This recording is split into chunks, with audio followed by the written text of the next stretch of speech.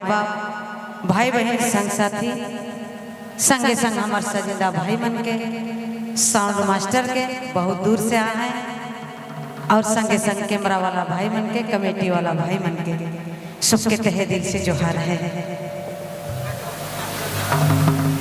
दरोगा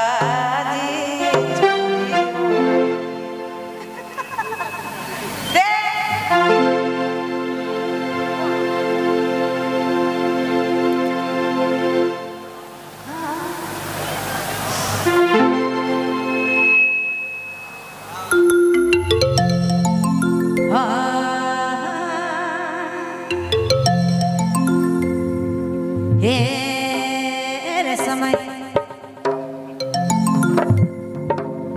ठंडा कर दिन है और नहर बगले में है।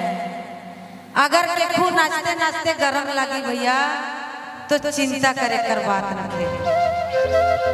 एक तो चिंता अपने मन कर साथ में है चिंता, और अगर बेसी गर्मी लगी तो बगले में है नहर, जाए के डुबकी लगाए दे।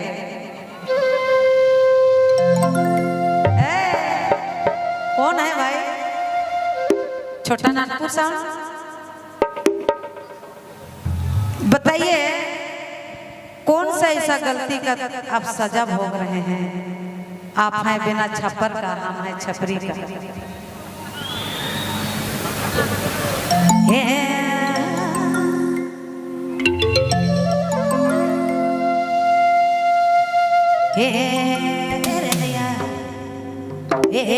हर हर